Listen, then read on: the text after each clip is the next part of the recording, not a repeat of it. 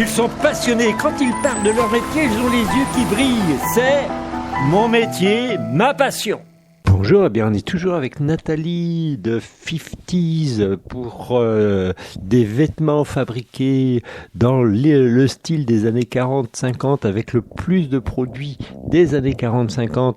On a vu comment elle farfouillait partout pour trouver tout ce qu'il fallait pour faire ses costumes d'une façon la plus réaliste du monde pour les années 40 et 50, et maintenant on va aller fouiller un petit peu plus et on va voir en particulier une robe de mariée. On est dans la cuisine, donc on n'est pas dans votre atelier, mais on est quand même entouré de plein de choses. Il y a plein de tissus partout, des épingles, et puis il y a une robe là qui est tout à fait magnifique.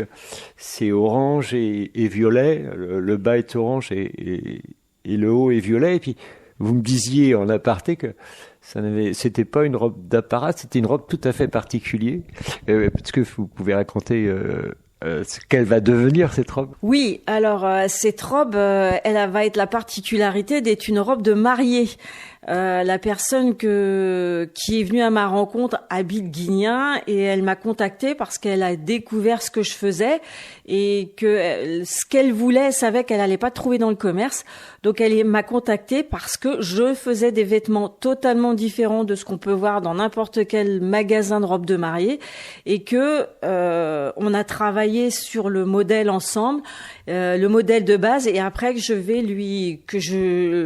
vient de l'essayer demain d'ailleurs, la robe, puisque j'ai d'abord fait une toile afin de voir s'il y avait des modifications à apporter, des choses, et ensuite je lui fais sa robe là que je vais finir de monter aujourd'hui à la main, un point de bâti, parce que c'est très important, parce que faut savoir quand même qu'une mariée peut prendre ou perdre un peu de poids, ou ça varie. À la veille de son mariage, le stress fait qu'une femme, ça bouge très facilement. Donc je bâtis avant de piquer.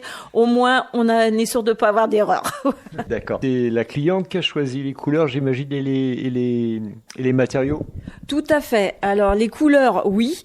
Les matériaux, elle m'a émis ses souhaits de tissu léger, fluide. Donc moi, je lui ai proposé un crêpe de viscose, qu'on appelle ça. Après, il va y avoir un voile dessus qui va être dans les tons automnales, puisque le mariage est en octobre. Donc elle a choisi des tons très très automnales. Et il va y avoir un voile qui va venir sur la robe en plus. Voilà. Mais les couleurs, c'est la cliente. Les tissus, on les a choisis ensemble. Je lui ai proposé un échantillonnage de ce qui pourrait lui convenir et après elle a choisi. Voilà. Ok. Donc là, rien que ça demande beaucoup de temps. Le dialogue avec la personne, le choix des matériaux, et puis l'essayage, la finition. Et puis on va dire, c'est pas tout à fait ça que je voulais, etc. Donc il faut être patient aussi là. Ah oui, tout à fait. Il faut être très très très patient. Mais après, c'est ce que j'aime aussi. Moi, c'est me lancer des défis qui ça me prend du temps effectivement, mais j'aime les belles choses et voilà, c'est aller au bout aussi de permettre à une personne d'avoir une tenue qu'elle aime, parce qu'en plus, pour la petite histoire, c'est que cette robe-là, ça va être la robe de mariée, mais elle veut aussi qu'elle ne reste pas dans le placard après le mariage, donc on la réadaptera pour qu'elle puisse la mettre après tous les jours. Parce que la robe de mariée c'est joli, mais il faut pas que ça reste dans les placards non plus. Je veux pas que ça serve une fois. Donc moi mon but aussi c'est que la personne se serve de sa robe, donc on va l'adapter pour qu'elle puisse l'utiliser le plus souvent possible après son mariage. Ça peut pas rester seulement une pièce d'exception, elle doit devenir une pièce du quotidien également. Tout à fait, effectivement, ouais, parce que c'est vrai qu'il y a tellement de robes de mariée. Là, moi, j'ai 4 robes de mariée standard. Elles restent dans les placards, les femmes ne savent pas quoi en faire, donc je trouve ça un petit peu dommage. Donc là, pour le coup, ça va être une belle robe, mais on va l'adapter après pour qu'elle puisse s'en servir tous les jours. Voilà, elle sera très belle, mais elle pourra la mettre tous les jours. Alors, vous disiez un petit peu que vous avez plein de clients, des clients privés comme ici, mais également des groupes de musique ou des clubs, etc. C'est la grosse partie de votre clientèle? Ah oui, j'ai beaucoup de groupes de musique, j'ai beaucoup de clubs de moto, oui. C'est après j'ai des particuliers. Je travaille aussi pour des professionnels j'ai beaucoup, oui, de clubs de moto, j'ai beaucoup de clubs de voitures qui viennent des clubs qu'on appelle des clubs de Teddy Boy. Les Teddy Boy, ce sont les rockers des années 80 pour lesquels je fais leurs couleurs et leurs logos mais toujours dans l'esprit années 40, années 50. Vous pouvez travailler sur toute la France parce que vous avez un site internet qui permet de commander ou au moins d'avoir le contact avec vous. Vous pouvez donner ce site internet? Oui, tout à fait. C'est 50satelier.fr et c'est une boutique en ligne. Vous avez mes produits dessus et les gens peuvent également me contacter. C'est comme ça que j'ai des clients qui me contactent du bout de la France pour me passer des commandes un peu plus personnalisées que ce qu'il y a sur ma boutique. J'ai aussi des gens qui n'ont pas des morphologies standards et qui veulent que je leur fasse des vêtements qu'ils n'arrivent pas à trouver dans les magasins, puisque si on n'a pas une taille standard, on ne trouve rien d'élégant, j'ai envie de dire, dans les années 40 et 50, sur ce thème-là toujours. La boutique en ligne, c'est un peu du prêt-à-porter, on va dire, fabriqué, mais on l'achète tel quel, c'est ça. Et puis après, si on a envie de plus de... je sais pas, j'allais dire de fantaisie, ou tout le moins, si on a une exigence supérieure, on vous appelle, on dit est-ce que vous êtes capable de... Voilà, c'est tout à fait ça. C'est j'ai des gens qui viennent, qui trouvent ce qu'ils veulent en direct sur la boutique, et après on me dit par exemple j'ai une personne là je fais un jean des années 40 et 50. Elle me dit oui mais ma taille ne correspond pas aux tailles que vous avez sur votre site.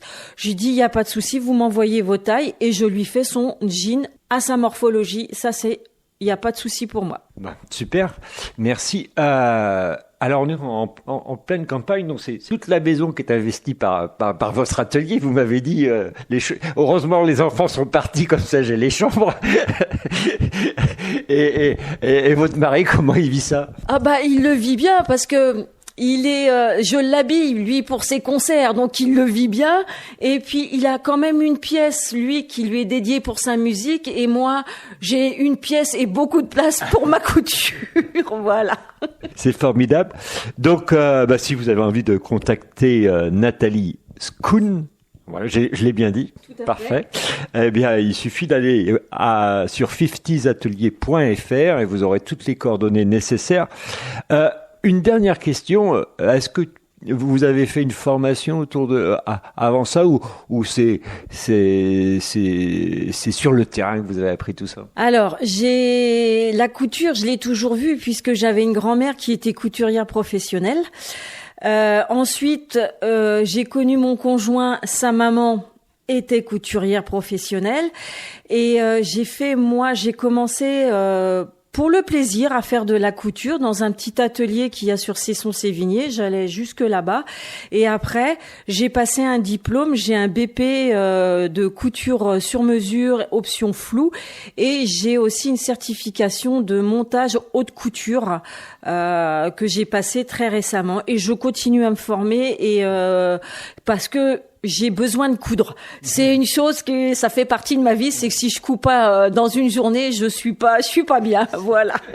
Il manque quelque chose à ce moment-là. Tout à fait, c'est tout à fait ça. Il y a des techniques, on apprend tous les jours, hein, toutes les techniques, etc. Alors, vous parliez d'un BP option flou. Ça veut dire quoi, flou?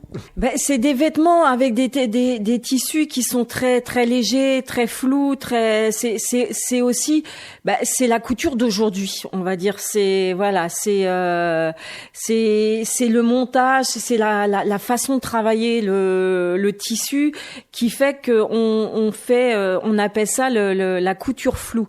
Moi, la première chose, c'est la couture sur mesure. Après, c'est vrai que j'ai les années 40 et 50, mais je travaille pour tout le monde. Donc, il faut s'adapter aussi au tissu d'aujourd'hui. C'est pour ça que